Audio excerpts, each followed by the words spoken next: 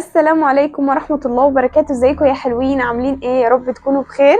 في الفيديو ده هقول لكم على 6 نصايح تمشوا عليهم لو انتوا في الفترة اللي هي قبل الامتحانات، ايا كان بقى سنك ايه، يعني سواء انت سنك مثلا في اعدادي في ثانوي، يعني كل اللي انا هقوله في الفيديو بتاع النهاردة هو خاص لثانوي واعدادي، مش هتفرق تمام، ولكن اللي هيدخلوا على امتحانات حاليا مش ثانوي، يعني اللي هيدخلوا على فترة الامتحانات هم مش ثانوي، لان ثانوي لسه قدامهم شوية، لكن الفترة بتاعة تالتة اعدادي واولى ثانوي وتانية ثانوي هي دي الفترة اللي انا هتكلم عليها، او النصايح بتاعتي موجهة للناس دول. برضو لو في ثانوي وفتحت الفيديو مفيش اي مشكلة، اسمع الفيديو لحد الاخر وكمله لان برضو هيفيدك جدا جدا. النصيحة معانا واهم نصيحة وهي احساسي بالتقصير. ما ينفعش انا قاعد مكاني كده وحاسس ان انا مقصر، حاسس ان انا ندمت على كل حاجة انا ما ذاكرتهاش من اول الترم وسبتها متراكمة عليا لحد دلوقتي. فاحساسي بالتقصير، عايزه اقول لك والله احساسك بالتقصير ما هو الا شيء بيخليك شخص سلبي، شخص مش عارف تبدا من فين، شخص انت مش عارف اصلا تعمل ايه عشان تلم التراكمات دي او علشان تبدا من البدايه. عايزه اقول لك بلاش احساس التقصير والندم في الفتره دي، انك تقعد تندب وتقعد تعيط وتقعد تقول ده انا ضيعت كتير، ده انا مش عارف اعمل ايه، ده انا المنهج كله متراكم عليا. كل دي حاجات على فكره بترجع عليك انت بالسلب مش بالايجابيه، واحنا مش عايزين الفتره دي اللي هي فتره ما قبل الامتحانات، مش عايزين الاحساس ده خالص. احنا عايزينك تتقدم لقدام مش ترجع لورا ولا تفضل ثابت في مكانك. فبالتالي احساسك بالتقصير الغيه خالص، انسى ان انت اصلا قصرت، انسى ان انت ندمان، انسى ان اي حاجه عدت، انسى، ابدا من الاول وكانك لسه بادئ السنه من اول وجديد، وابدا فيها بحماس وابدا فيها بقوه وابدا بكل طاقه عندك في الفتره اللي باقيه دي. اي نعم هو اقل من شهر، اي نعم هما ممكن يكونوا 20 يوم قبل الامتحانات، ولكن لو انت اجتهدت في ال20 يوم دول وجبت اخرك فيهم حرفيا والله عايزه اقول لك ان انت هتحصل كتير جدا وهتجيب مجموع كويس جدا. ولكن انت استغل اللي باقي منك واحده واحده. في ال20 يوم دول هتلاقي نفسك الدنيا اتظبطت معاك، حتى لو انت لميت 3/4 المنهج، مش لازم تلم المنهج كله، ولكن يكون عندك مثلا في اي ماده انت داخل تمتحن فيها يكون عندك خلفيه عنيها، عارف معلومات كتير عنيها بحيث ان انت تقدر تحل. حتى لو انت في سنه نقل او في سنه مثلا في ثالثه اعدادي، يعني ال20 يوم كفايه جدا يخلوك مثلا تلم 90% من المنهج، مش هقول لك 100%، لا انت ممكن تلم 90% 85% من المنهج، والباقي ممكن تتدرب عليه في حل الامتحانات. يعني عايزه اقول لك ان الباقي اللي هيفضل معاك انت ممكن تتدرب عليه في هيئه اسئله، مش لازم اللي هو تذاكره من اول خالص، فما تقلقش خالص وابدا من جديد. النصيحه رقم 2 بقى وهي الفون بتاعك.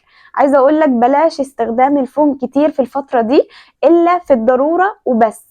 يعني بلاش تستخدم الفون، بلاش تفتح مواقع، بلاش تفتح تطبيقات زي الانستا، الواتس، الفيس، كل الحاجات دي على فكره ما هي الا تضييع للوقت. ولكن في حاله ان في حاجه مهمه، في فيديو عايز تسمعه على اليوتيوب، في مثلا جروب على الواتس مستر مثلا بتحل معاه بتعمل معاه، افتحه. لكن الوقت اللي انت هتذاكر فيه ومخصصه عشان تذاكر فيه بلاش اصلا التليفون يكون جنبك نهائيا. حاول ان انت تدي الفون ده لعيلتك او تديه لمامتك او لاهلك او لاي حد، او انت تدسه في اي حته، المهم ان هو ما يكونش قداميك خالص في الفتره اللي انت هتذاكر فيها. لو انت عايز تستخدم الفون وما بتقدرش تستغنى عنه يا سيدي، فممكن تستخدمه في اخر اليوم، يعني بعد ما تخلص كل اللي انت محدده وتذاكره في اليوم ده وخلاص خلصت وانجزت كل المذاكره اللي عليك، استخدمه بالليل قبل ما تنام مثلا بساعة كده، اقعد عليه الساعة دي، العب، اتفرج، اعمل اللي انت عايز تعمله تمام. ولكن في فترة المذاكرة حاول ان انت تبعد عن الفون خالص عشان ما يشتتكش. النصيحة الثالثة ودي نصيحة مهمة جدا جدا وركزوا معايا فيها قوي، وهي ان انت لما تيجي تذاكر خلي عندك كذا نية، يعني انوي كذا نية جواك. اول نية وهي ان انت بتذاكر عشان تراضي ربنا، تاني نية وهي ان انت بتذاكر عشان تفرح اهلك، النية التالتة وهي ان انت بتحب المذاكرة وبتذاكر عشان نفسك وعشان مستقبلك. طب انا ليه بقول لك الكلام ده؟ بقول لك الكلام ده عشان ربنا لما بيجي يجازينا بيجازينا على النيات بتاعتنا. كل ما انت عددت النوايا بتاعتك في الحاجة اللي انت بتعملها كل ما ربنا هيجازيك على كل نية جزاء. يعني ايه؟ يعني انا مثلا دلوقتي انا بذاكر عشان اراضي اهلي، فهو لما يجي يجازيك هيجازيك عشان انت كده بتبر بوالديك وبتعمل اللي عليك من ناحية ابوك وامك. تاني حاجة ان انت بتذاكر عشان نفسك وعشان ربنا يرضى عنك، وعشان دي حاجة انت مطالب بيها بما انك انت لسه بتدرس ولسه ما اشتغلتش طالب، فانت مهنتك في الدنيا او في الحياة هي ان انت تدرس تطلب العلم. فربنا بكل نية انت بتنويها في دخلك على الشيء اللي انت بتعمله ده هو بيجازيك على كل نية. يعني مش بيجازيك على حاجة واحدة، لا، هو بيجازيك على نيتك ان انت ناوي تفرح اهلك، بيجازيك على نيتك ان انت بتذاكر عشان تراضيه، بيجازيك على نيتك عشان انت بتحب شغلك او بتحب دراستك دي، فبتشتغل فيها باكمل وجه ومش بتأثر فيها. تمام؟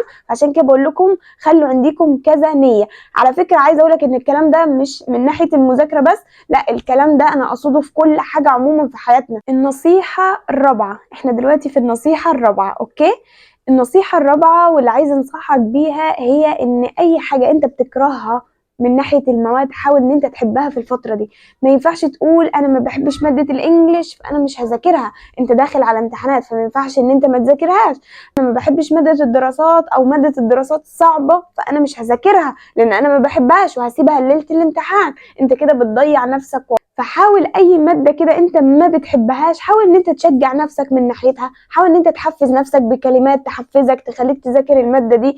حاول ان انت مثلا تقول لنفسك كلام حلو من ناحيه الماده دي عشان تسهل الامور كده مع نفسك، يعني فاهم؟ اللي هو تشجع نفسك تحفز نفسك تعمل لنفسك جوائز، تحاول ان انت يبقى في مقابل للمذاكره اللي انت بتذاكرها دي عشان ما تحسش بالملل، اللي هو كاني لا انا ملزم ان انا اذاكر الماده دي فانا لازم اذاكرها، ما ينفعش ان انا اراكمها واسيبها ليله الامتحان. النصيحة رقم 5 ودي نصيحة مهمة جدا، وهي ان انت لو دلوقتي بتسمع الفيديو وانت مخلص المنهج بتاعك او مخلص 3/4 المنهج ولكن فاضل معاك مثلا ربع المنهج او فاضل معاك مثلا في كل مادة درسين، فحاول ان انت من دلوقتي تدخل على طول تحل محافظات. لو انت لسه ما حلتش محافظات او امتحانات سابقة حاول ان انت تدخل تحل امتحانات سابقة ومحافظات واسئلة كتير جدا جدا جدا على قد ما تقدر في الفترة دي. وحاول اثناء الحل بتاعك ما تحاولش ان انت تعتمد على ان انت تحل السؤال وخلاص، لا، انت تحل السؤال والسؤال ده تعرف فكرته وتفهم الفكرة، مش تحفظها، لا، تفهمها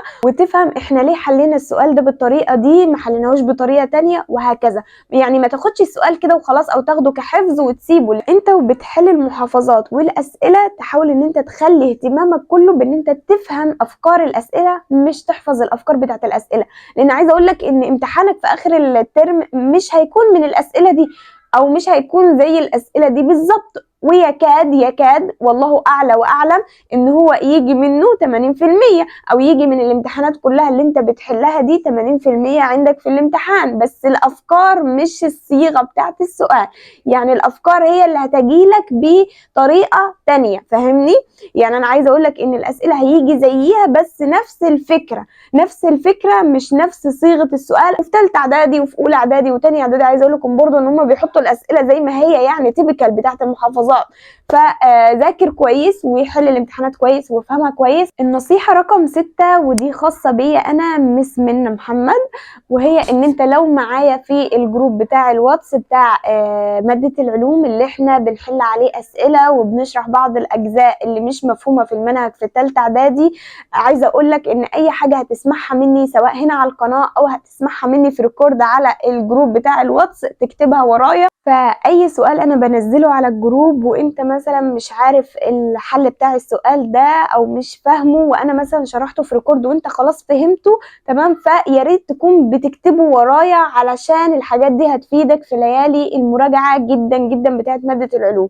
اي حاجه برضو انا بنزلها من اسئله انا بعملها بنفسي برضو يا ريت تكتبها لان افكارها ما بتكونش موجوده في الكتب، دي افكار بتكون من عندي انا. والمفروض ان الكلام ده مش عليا انا بس مس منى او في الجروب بتاعي انا بس، المفروض ان انت بتعمل الكلام ده مع كل مدرس في كل ماده هو بيديها لك، ان اي حاجه بيديها لك في الفترات بتاعه المراجعه تركز عليها وتكتبها وتدونها وراه. علشان عايزه اقول لك ان الحاجات اللي بتنزل لك في ايام المراجعه دي او المدرسين بيدوها لك في ايام المراجعه او الافكار دي بتكون موضع اسئله عندك في الامتحان اللي هيجي لك في اخر الترم، لان المدرسين مش بييجوا يدوا لك مثلا اي اسئله وخلاص في الفتره اللي هي قبل الامتحانات، المدرسين بيدوا لك الاسئله بتاعه الخلاصه، الاسئله اللي هي بتتكرر كتير وبتيجي كتير في الامتحانات او الافكار بتاعتها بتيجي كتير في الامتحانات. اي حاجه بيديها لك المدرس في فتره المراجعه في كل المواد يا ريت تكون بتدونها وتكتبها وراه وتفهمها كويس، او لو في حاجه ما فهمتهاش تقول له يعيدها لك مره واثنين وثلاثه عادي جدا. المدرس اصلا انا كمدرسه انا بقول لك اهو ان المدرس اصلا هو وظيفته ان هو يفهمك ويوصلك المعلومه بابسط طريقه. اخر حاجه عايزه اقولها لكم في الفيديو قبل ما اقفل الفيديو، وهي ان انتوا ليكم عندي فيديوهين مهمين قوي قوي قوي. اول فيديو هيكون يوم 29/12، هنزله لكم يوم 29/12 لطلاب ثالثه اعدادي. 29/12 الساعه 4 باذن الله. الفيديو ده هيكون فيه اهم الاجزاء اللي تركز عليها في ماده العلوم، والاجزاء اللي هي بيجي عليها اسئله كتير في الامتحانات. يعني انا هجمع لكم كل الاسئله اللي ممكن تكون موضع اسئله في الامتحان عندكم، تمام؟ فتبداوا تركزوا على الاسئله دي. انتظروا مني الفيديو ده لان هيفيدكم جدا. وليكم فيديو تاني عندي قبل الامتحان باسبوع باذن الله. الفيديو ده هيكون خاص بليله الامتحان بتاعه ماده العلوم. عايزه اقول لكم الفيديوهين دول اللي انا بتكلم عليهم مش معنى كده ان انا مش هنزل فيديوهات الفتره دي، لا انا هنزل، بس انا بتكلم على الفيديوهات اللي انا محدداها واللي هي المفروض مهمه جدا ولازم تنزل، تمام؟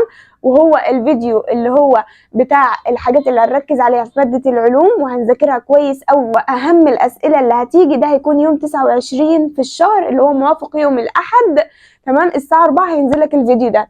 والفيديو الثاني ده هيكون قبل امتحان العلوم باسبوع، قبل امتحان العلوم باسبوع، تمام؟ انا مش عارفه هو موافق كام بالظبط لان انا لسه ما حسبتهاش، بس هو قبل الامتحان باسبوع هنزلك الفيديو ده هقول لك تعمل ايه ليله الامتحان بتاعه ماده العلوم.